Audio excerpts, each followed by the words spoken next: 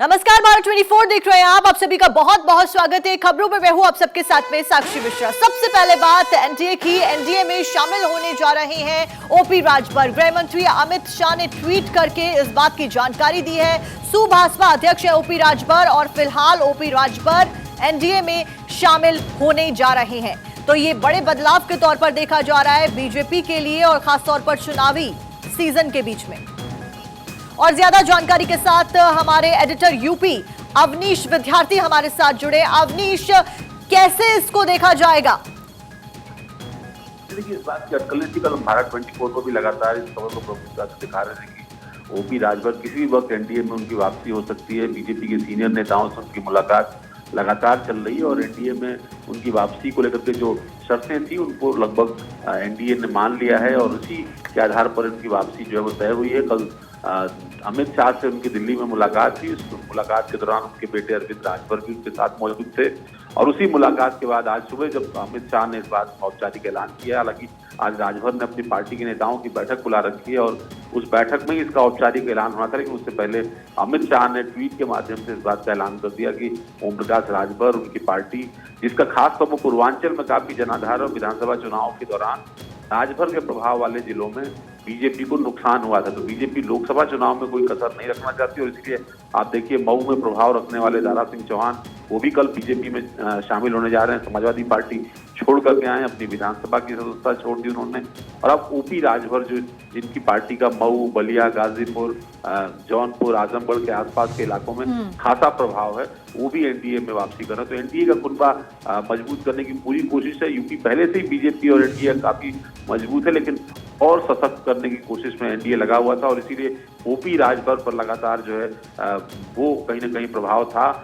OP Rajbhar भी Samajwadi party से मतभेदों के बाद वापस एनडीए में जाना चाहते थे और इसीलिए वो भी लगातार बीजेपी नेताओं के संपर्क में थे। जी बिल्कुल अवनीश, इस बीच लोकसभा चुनाव की तैयारियां जोरों शोरों से लगातार की जा रही है। भारतीय जनता पार्टी लगातार एक्शन और इलेक्शन मोड में काम कर रही है। इस बीच अटकलें तो पहले से ही लग रही थी ओपी राजभर के एनडीए में शामिल होने की। कितना फायदेमंद ये साबित होगा बीजेपी के लिए आगे? फायदेमंद तो बिल्कुल होगा, क्योंकि राजभर समाज पर खासतौर पर उनकी पकड़ है और करीब 35-40 ऐसी विधानसभाएं हैं जहां राजभर वोट बैंक जो है वो पॉकेट की तरह से काम करता है और जिसके साथ भी जुड़ता है उसका सियासी लाभ होता है।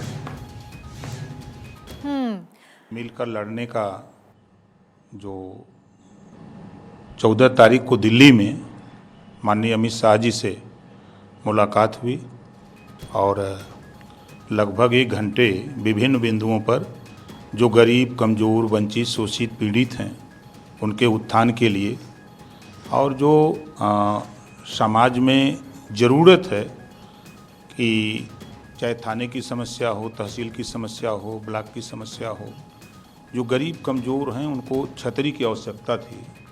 इन सब मुद्दों को लेकर के माननीय गृह मंत्री अमित शाह जी से मुलाकात हुई, बात हुई और उन्होंने सहमति जताई और दोनों दल के मिलने से पूरे प्रदेश में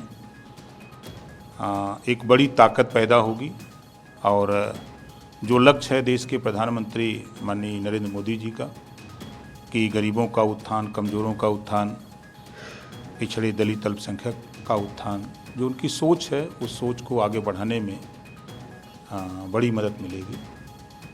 इस बात के लिए हम देश के प्रधानमंत्री माननीय नरेंद्र मोदी जी और देश के गृह मंत्री माननीय अमित शाह जी और उत्तर प्रदेश के मुख्यमंत्री योगी आदित्यनाथ जी को धन्यवाद देता हूं कि इस लड़ाई में हम लोगों को साथ उन्होंने लिया है। इसके लिए हम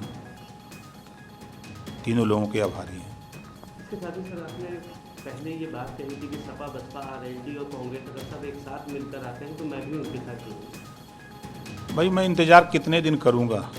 मैं लोगों से प्रयास किया बात करने की, लेकिन कभी उधर से कोई रिस्पांस नहीं आया।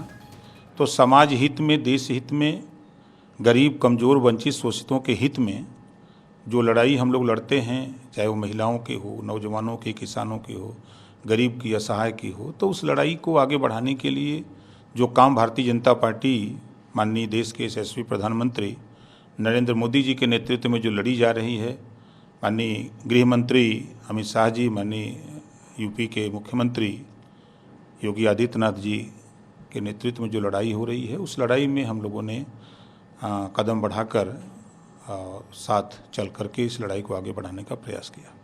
आपने काफ़ी समय पहले ही ये बात कह दी थी कि समाजवादी, जिस तरह कांग्रेस से कई नेता टूटे हैं, उसी तरह समाजवादी से भी कई नेता अलग हो जाएंगे और भारतीय जनता पार्टी शामिल होंगे। इसी क्रम में मंत्री दारा सिंह जो थे वो समाजवादी पार्टी से हटकर भारतीय जनता पार्टी में है। आपकी बात एकदम सही साबित हुई। देखिए, हम कभी झूठ नहीं बोलते। जो बात मैं कहता हूँ, डंकी की चोट पर सीना ठोक के कहता हूँ, वो आपके सामने रहा। और इस नाते हम कोई भी चीज़ बात कहते हैं तो बहुत सोच समझ के कहते हैं। क्या लगता है सर, अभी और भी जैसे कि बताया था आपने कि कई बड़े चेहरे हटेंगे समाजवादी से, तो क्या इसी क्रम में और भी कोई चेहरे हैं जो हट सकते हैं? तो देखिए, अब इंतज़ार करिए आगे क्या क्या होता है।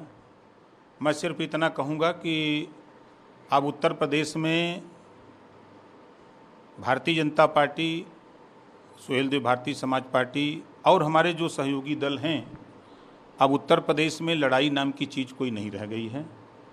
अब चाहे जो जितना बोल ले, हल्ला कर ले, चिल्ला ले, धरातल पे अब कुछ बचा नहीं है कि जो कोई मोर्चा बना के लड़ाई लड़ ले। अब जो लक्ष्य है, भारतीय जनता पार्टी ने जो लक्ष्य रखा है, उत्तर प्रदेश में जो माननीय भूपेंद्र चौधरी जी के नेतृत्व में जो लड़ाई हो रही है, चाहे हमारे दयाशंकर सिंह जी परिवहन मंत्री जी हों, चाहे ब्रजेश पाठक जी हों, चाहे केशव देव मौर्य जी हों, चाहे स्वतंत्र देव पटेल जी हों, चाहे संजय निषाद जी हों, चाहे अनुप्रिया पटेल जी, ये सब लोग जो जगह जगह इस तरह का जो लड़ाई की शुरुआत है, उस लड़ाई में अब कोई टिक नहीं पाएगा। तो आपका मतलब है कि आप, संजय निषाद और बाकी के जितने भी मंत्री हैं, सब साथ मिलकर अब लड़ाई लड़ेंगे?